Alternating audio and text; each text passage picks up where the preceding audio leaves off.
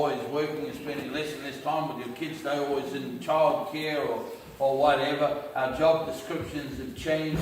Every single job now, even when you're on PD, you're in the risk management business. You can't go and just run out and pick up that weed eater and start slashing around. You've got to put on all that crap gear, and those glasses and all of that sort of stuff. You've got to go risk.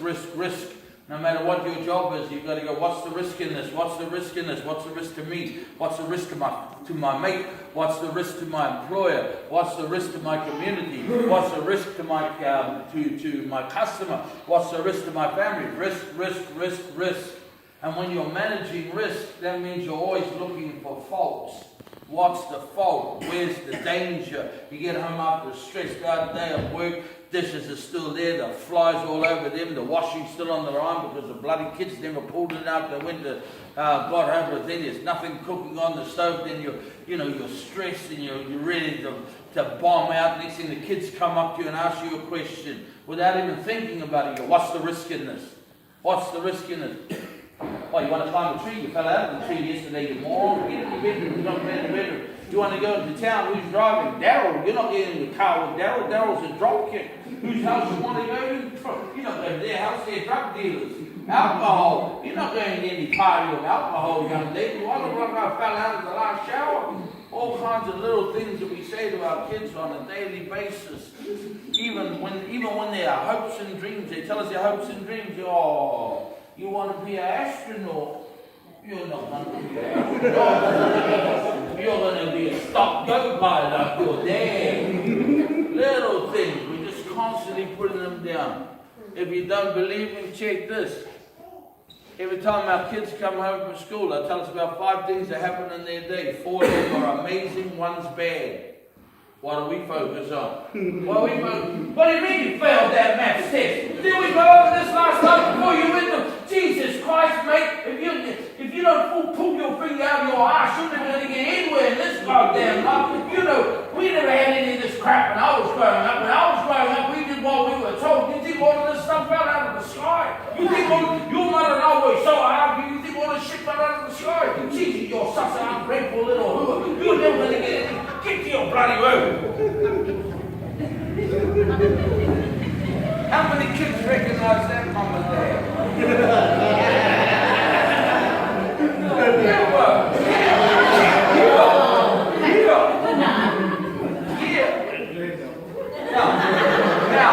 Now, hold up. In defense of us hard-working parents, you ungrateful little shit.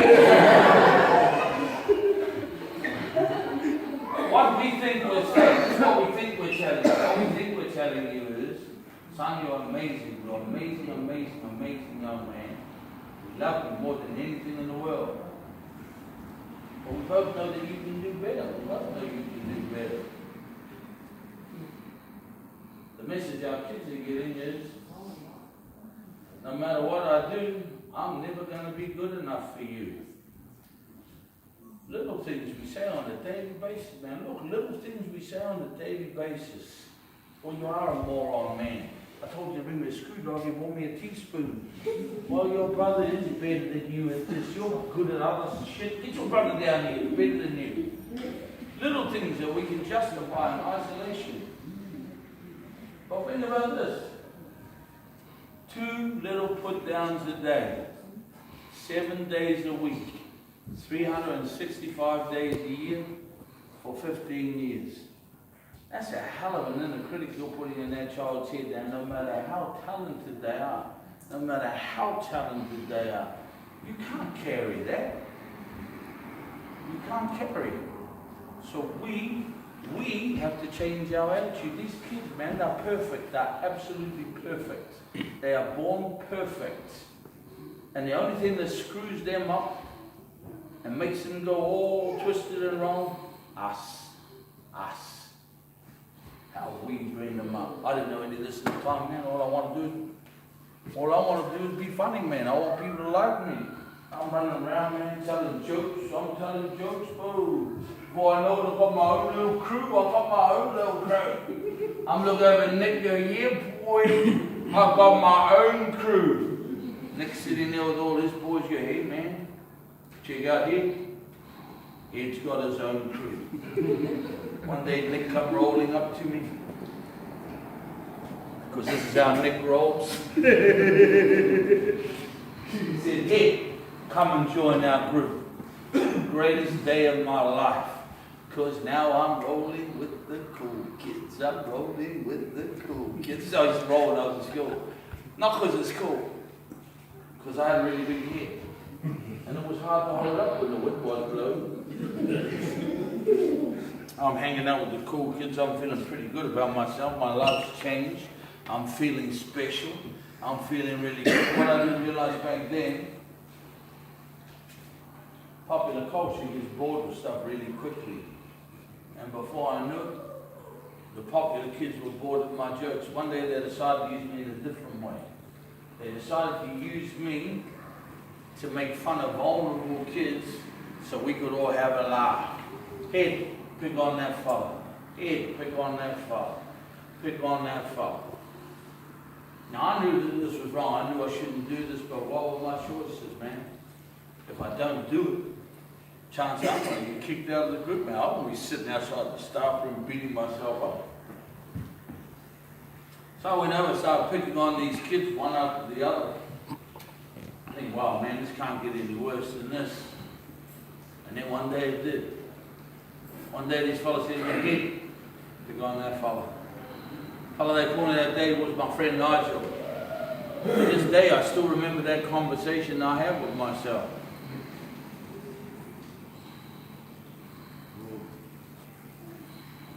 We can't pick on Nigel. Nigel's our friend. He's always been our friend. We can't pick on Nigel. Shut up, man. We're in a popular group. Waste him. Okay? He's our friend. He's always been our friend. You know, he's always been. Shut up, man. You want to get kicked out of the popular group? Waste him. Now, I'd like to say that I had the courage and conviction to turn to these popular kids and go, hey, man, stick your group. I'm going to roll with my boy Nigel. But my biggest fear back then, my biggest fear today, and the biggest fear of 90% of our young people and 90% of the people in this room, man, I don't want to be by myself. I don't want to be sitting down by myself, beating myself up. I went over and made fun of my friend Nigel. I remember going home that night, crying myself to sleep. 8 years old, crying myself to sleep. Why? I still believe I was a good person. I wasn't making fun of my friend because I was a nasty, malicious person. I made fun of my friend Nigel to save myself. So I didn't have to be beating myself up. Woke up, went to school the next day, brushed myself off. Head, pick on this kid, pick on that kid, pick on that kid. Within 1 week, I went from being bullied at school to being the school bully. And everyone makes mistakes, man. Everyone makes mistakes. Everyone's had that choice where, you know, you knew what you were doing was wrong. You felt like you were being swayed by peers. You had that pressure to do something that you didn't want to do. And you were too scared not to do it for being isolated. So, you know, once is a mistake, but I started doing it all the time. And when you start doing something all the time, you start coming up with reasons. You can't start coming up with excuses. So for me, I just made it like the other fellow. When kids got upset, some kids would cry. I just go, man, what's you crying about, Alan? Man, what's you crying for, man? Everyone else thought it was funny. Oh, bro, man, you need to harden up, cuz. You need to take a concrete pill, man. It was just jokes. By the time I got to 13 years old, 5 years later, I had this war going on in my head. This massive war between right and wrong. It was kind of being mirrored by what was going on in my real life. In my real life, my mum and dad used to be arguing all the time. They'd fight all the time. Always over money, fight all through the week, except on Friday and Saturday night. Never any fighting in our house on Friday and Saturday night. Why? Because there was drinking. And drinking was fun. How many people here, young people, think drinking looks like fun? How many people here think drinking don't look like fun when they see mum and dad drinking? I ask that question in schools. Every single hand goes up. Every single hand goes up. These kids, when they see us drinking, We think we're having a good time, but for them, they're just waiting, man. It's a ticking time bomb. So I'm not saying don't drink. What I'm saying to you is next time you see drinking, just chill back and watch the little ones. Watch the little ones. They're all there in it in the beginning, but slowly as the night wears on and the tunny fire starts to come out, you watch them, they all start sneaking back. Next thing they're all hanging in groups, and it becomes terrifying for them. Just watch. Just watch next time. Don't tell your boys what you're doing. Don't tell your girls what you're doing. Just sit back and watch. Watch the kids. Watch the kids. I remember the first time I got drunk, man, alcohol did 3 things for me. Again, our strategy around drugs and alcohol, wrong, man. It's completely wrong. So, drugs and alcohol, if you have a drug and alcohol problem, that's put in the mental illness category. If you have a drug and alcohol problem, you're mentally ill. If you have a suicidal thoughts, that's supposed to be a mental illness as well. You're mentally ill. When you put things in the mentally ill category, you're teaching young people to hold on to stuff. Why? Because mentally ill to young people is, Daryl did it. Daryl did it. And if you say to someone that that's what you are, and these young fellows go, I don't want to be that. I don't want to be that. All you're doing is you're forcing people to hold on to stuff. Forcing them to hold on to their problems, and problems won't kill you. Holding on to them, thinking you're the only one with that problem, that's the killer.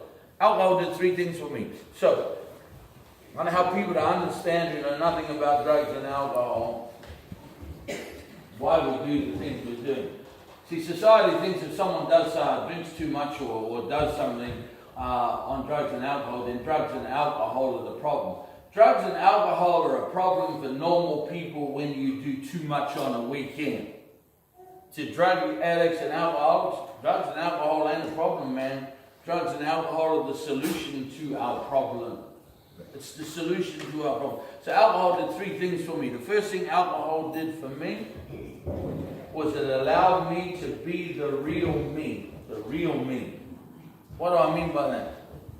Well, I'm a kid who's just looking for approval. I want people to like me. I'm scared that someone's going to reject me. So I'm never going to give the real me. I can't give you the real me. Because if I give you the real me and you throw that back in my face, where does that leave me? I'm a worthless piece of crap. So I'm never the real me with anyone. With you, bro, I'll just become who I think you want me to be so you'll like me. So I'm one person with you, I'm a different person with you, I'm a different person with you, I'm a different person with you, I'm a different person with you. And there's a little bit of me in all of them, but it's not the real me. I'm protected. So if you reject me, Alan, you didn't reject the real me, it was just a character, man. And I'm going to find 10 other fellas that are going to like me more, and you're going to be a piece of shit for the rest of my life. I'm protected. Protected. You're going to live in my brain for the rest of my life, but I'm protected. But when I'm drunk, I can be the real me, man. I can have my own opinions. And remember, there's a lot of hurt inside. There's a lot of anger inside, so the real me's not pretty. But I can have my own thoughts. I can have my own opinions. I can say stuff that I want to say. I can put people down. Why? Because I'm protected. You reject me, wake up the next day, you tell me what I did, I go, bro, hey, that wasn't me, bro. I was drunk, bro. That was, me, Ali.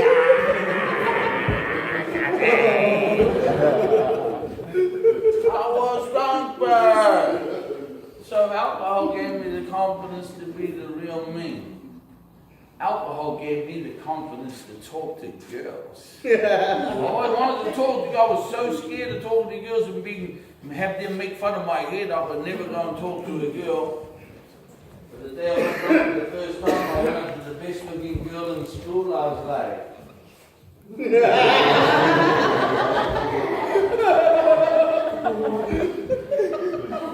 it's my sexy face.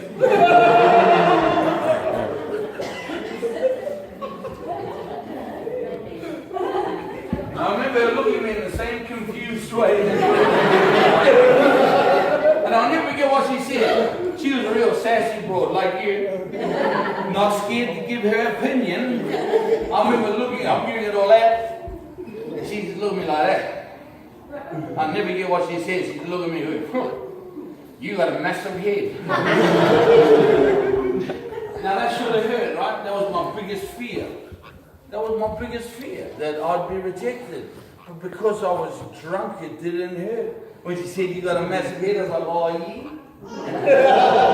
That's not all I got, that's massive.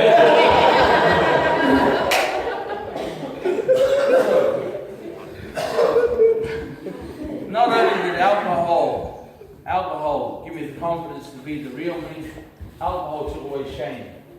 Alcohol took away hurts. Alcohol took away embarrassment. It took away pain. The third and most important thing alcohol did for me was it shut the conversations up in my head. I didn't have to listen to myself. You know, my inner critic is like a crying baby that cries 24/7, and I've got to live in the room with him, and he cries all day. When I got drunk, it was like I could leave the room for 5 minutes. I could leave the room, go into the lounge, put on some Bob Marley, get a buzz on, and just forget about everything. Everything was cool for a little while. I got away from myself. Only problem with that is, next morning, got to go back into that room. The baby's crying louder, and now I got a headache. So it repeat. You do it again, you do it again, you do it again. In the beginning, alcohol got me out of my hole of despair, man. It took me to a good place. But the more I drank, the more I needed to drink. Now I got 2 holes. Now I've got a self-esteem issue and a drinking problem. Then I turned to drugs. Drugs lifted me up again, got me out of the 2 holes. Now I've got a drug problem. Now I've got 3 holes. The relentless pursuit of temporary happiness, man. And everyone's done it. Even you straight dogs, you've all done it too. All do it, man. How many people look at the shop and go, man, if I just get that car, if I just get those shoes, if I just get that bag, everything's going to be good. And then you finally get it, go, yeah, boy, everything's good. 1 week later, you go, oh, it's just a crap pair of shoes. We all do it. How many people found themselves in that situation? Well, just buy that, everything's going to be good. And then when you get it, disappointed. How many people done that? How many people done that? Look around, man. Look around. It is called the relentless pursuit of temporary happiness. You know what? Here's the thing. As a young fella growing up, I never dreamed of being rich and famous. I wanted to be rich and famous, but I never dreamed of being rich and famous. I was rich and famous, man. That was a big thing for me. Why? Not because not for the reason most people think. The reason I wanted to be rich and famous was because famous people are popular, man. I hated myself. I just wanted people to like me. So if you're famous, you're popular. And if you're rich, man, you can do whatever you like. You can go and do stuff. And I mean, not just me either. Like, man, I'm a people pleaser. So, you know, when I get rich, I want to take all my friends with me, man. I want to lift everyone up and feel good. And I thought if I got this rich and fame, everything, the whole world was going to be better. I thought that like these metaphorical gates would open, there'd be a huge ticker tape parade, people would be screaming my name, and everything would be good from that day forward. What actually happened when I got famous, those gates opened, there was my big head going, you're still useless and everyone still hates you. And for me, that's when everything started to spiral out of control, man. That's where my drinking, you know, just really ramped up. Because when your foundations of hope are built on this dream of fame and fortune, and it's 1,000,000 to 1 shot, and you get it, and then everything's still crap, you go, man, the relentless pursuit of temporary happiness, you just keep going, you keep going, you keep going. And the irony is, most of my life I've spent trying to buy happiness, trying to, you know, if I just get this car, if I just get this house, if I just get that boat, if I just get this, if I just take my boys. And the irony is, the only thing that I really needed to do to be happy was to be happy with who I am. Not worry about what everyone else thinks of me, be happy with who I am. When I was 45 years old, my life was spiraling out of control. I was having these massive meltdowns. If you fellas Google Mike King meltdowns on Google. Fellas have that down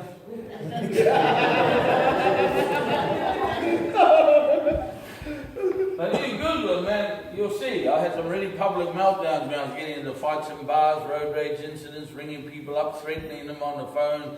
All of it was made public. I would make threats down the cameras at different people I didn't like. Everything was spiraling out of control. So I decided one day that was it. I was sick and tired of being sick and tired. And I was going to give up.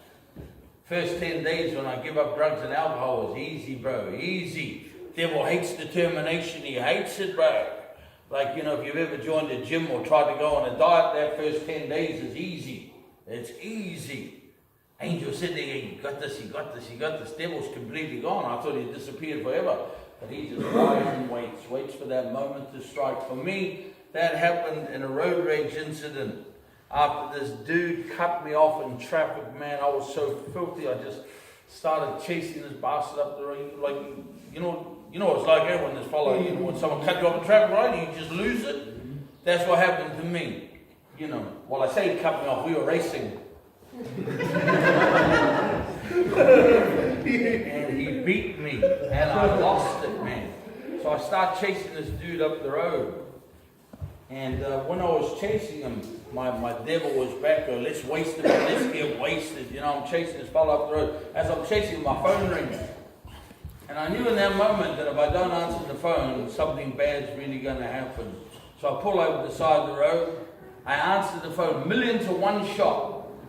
The fellow who answered the phone was the only cop I know. I was like, hello, he goes, what you up to? I was like, what do you want to know for?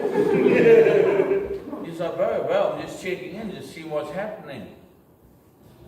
And for the first time in my life, I knew I had to talk to someone, man. My life was gone. So I was pulled over, I said, bro, I don't know what's happening, man. You just caught me. I was chasing some fella up the road. I don't know what's happening, man. I'm making some really bad choices. My mate said to me, come see me. I said, you sure? He said, yeah, come see me. So I drove down to see him. I got to describe what my mate looks like to you fellas. He's a Parker fella, same height as me, twice as round, no neck. The staunchest fella I know, mate. He's the only Parker fella I know with a moldy nose. Like being broken so many times right across his face. Staunch. Now I'm driving there, I don't know what to tell him. I don't want to tell him I'm a drug addict and alcoholic. He's a cop, right? So I don't know what the hell to say. I'm trying to figure out what to say when I get there. I pull up to Otahu police station. He's waiting in the car park for me. I get out of the car. He goes, man, you look like shit. I look at him and say, well, you don't look so flash yourself, Dan Carter. He said, what's going on? I said, bro, I don't know what's happening, man. I don't know what's happening. Everything's just gone off the wire. Then he said something to me I didn't expect from the staunchest fellow I know. He said, maybe you should go see a counsellor. How many people here seen a counsellor? A couple. How many people here never seen a counsellor? Never seen one? How many people would never go see one? Be honest, be real. Yeah, me too. I don't know what your reason is. I know what your reason is. My reason is not because I didn't think it was not staunch or anything like that. The reason I didn't go and see because I was worried about what other people would think. I was worried what my boys found out, then, you know, they'd think less of me, so there was no way. So, you know, and I also thought, you know, it's weak, man. I was always brought up in a culture that anyone talk about problems was weak. So when my mate said to me, maybe you should go see a counselor, I didn't hear a mate say, hey man, help's here. What I heard was a mate saying, you're weak. The hair on the back of my neck stood up. I go, what the hell do I need to go see a counselor for? Who you go see a counselor anyway? Do I look like a pussy to you? What kind of a pussy goes see a counselor anyway? My mate looks at me and goes, I see a counselor. You got a problem with that? I was like, calm the farm back. I was like, really? You go see a counsellor? You're the staunchest fellow I know. You actually go see a counsellor? He said, bro, I'm a cop, man. We see stuff in this job. Something normal people don't see. We see murder victims, we see stuff done to women and kids, we see suicides, car crashes, we see all kinds of. I'm not taking that crap home, man. I've got to dump it somewhere. Then they looked me right in the eye and said, bro, you look like you're carrying a lot of crap around. Maybe you should dump it somewhere. When he said that, something happened to my dumb man head, I went, oh, I think I need to go see a counsellor. So I said to my mate, give me the name of your fella, I'll go see him. He said, I don't see a fella, I see a lady. I was like, you see a girl? He went, yeah, you got a problem with that. I'm like, bro. Maybe you should go see a girl about your temper. Anyway, I went to see this girl. When I went to see this counselor, this woman, my eyes lied to me. They lied to me. Seriously. How many of you like, I look at her and say, what the hell can this woman do for me? She's not from my world. How many people here seen a counselor? Show hands, you've seen a counselor? Have you seen a counselor? Show hands. How many of you, the first time you saw your counselor, went, no way, man, there's no way. Who the hell are you? That was me. Like, I don't know what I was expecting. I was expecting maybe someone like me from my world. I'm a working class Māori boy from West Auckland. She was a hoity-toity white lady from Remuera. And she one of all those always happy people. Like I walk in, he says, you meet me. Good morning, Michael. How are you today? Well, how the fuck you think I am? All my friends having fun. I'm stuck here with you. How the hell do you think I am? She would never put up. She would, oh, I think you're a little bit stressed. Now this woman saved my life. She saved my life. How did she save my life? She saved my life by helping me to understand what was driving my behavior. You see, I always thought counselors were like doctors. You just walk in, sit down for 1 hour, boom, you come out fixed. Counselors don't fix you. Counselors give you the tools to help yourself.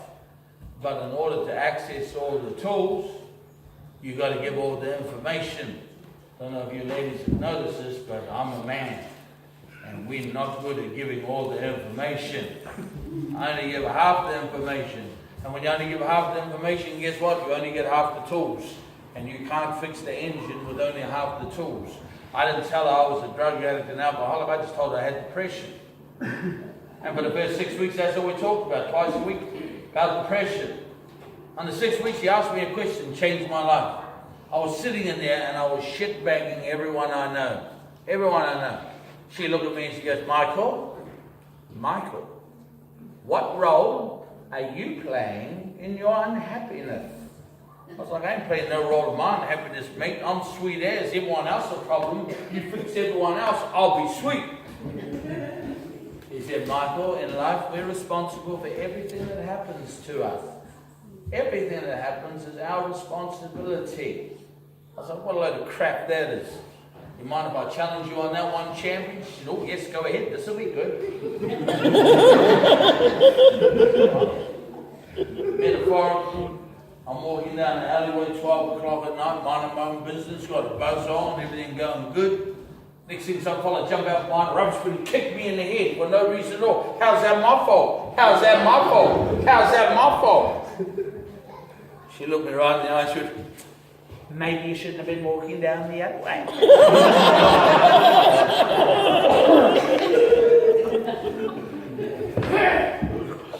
Damn you and your woman's logic. I remember going home that night and a light bulb went off. It really bugged the hell out of me that I was lying to this woman. Here was this person who was helping or trying to help me to get to a better place.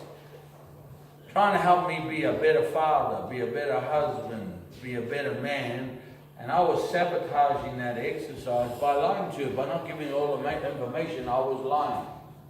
So on the Monday morning, I decided, man, that's it, man. I'm gonna change. I'm gonna go in there and tell her everything. I walk into the office on Monday morning. She's like, good morning, Michael. How are you today? Like, shut up, Stella. I've got something really important to tell you, man. For the last 6 weeks, I've been telling you that I'm, I've got depression. I don't have depression. Stella, I'm a drug addict and I'm an alcoholic. You have no idea how good that felt, man. That was the first time in my life I'd ever said those words out loud to anyone but myself. I'm a drug addict and I'm an alcoholic. It was like I had this giant gorilla off my back, threw it down at Stella's feet and went, yeah, you take care of that. It felt good. And I halfway expected Stella to leap out of her seat and go, oh, good for you, telling the truth. Way to go. She didn't do that. I said, Stella, I'm a drug addict and alcoholic. She looked me right in the eye and she went, I know.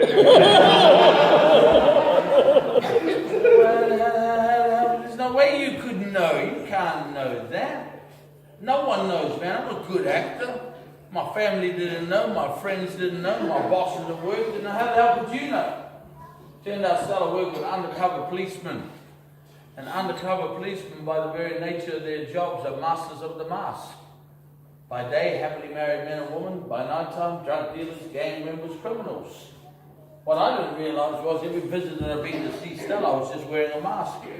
Whoever I thought she wanted me to be on that day, I become that person, so I get my pat on the head. So once I realized that she knew that I was a drug addict and alcoholic, man, the relief I felt. Now I could actually talk to someone about what was going on in my life. Before I did that though, man, I had to dispel a myth that I had depression, because for me, depression's weak. So I was like, cool, Stella, I don't have, I'm a drug addict and alcoholic, I don't have depression. She looked me right in the eye and said, oh yes you do. I said, there's no way I have depression, man. I'm the funny guy. You don't see me walk around with a cloud on my head. You don't see me walk with my lip on the ground. You never see me curled up in a ball in a corner crying, because that's what I thought depression was. Then Stella gave me the number one sign of depression in men and boys, and more today in working women. And the number one sign of depression is anger. Anger. How many people knew anger was the number one sign of depression? How many people had no idea? How many people here know someone who has a random act of anger maybe once or twice a year, sweet as again the next day? How many people know that fellow? Yeah? Cool. Lots of people know that fellow. You didn't put your hand up, it's you. As soon as he said that anger was the number one sign of depression, something happened in my dumb man head. In my dumb man head, I went, damn, I got depression. And that moment, I decided to tell her everything. Everything I told you here today, without the jokes. I told her about my self-esteem issues. I told her about beating myself up, the conversations, the devil, the angel, the drugs, the alcohol, the broken relationships. I told her everything. And when she finished, she gave me a metaphor that changed my life. She looked at me when I finished, she said, Michael, your head is a boiling cesspool of crap. Your head is like a boiling pot. And it's a very big pot, because you have an unusually large head. And then that pot is your thoughts.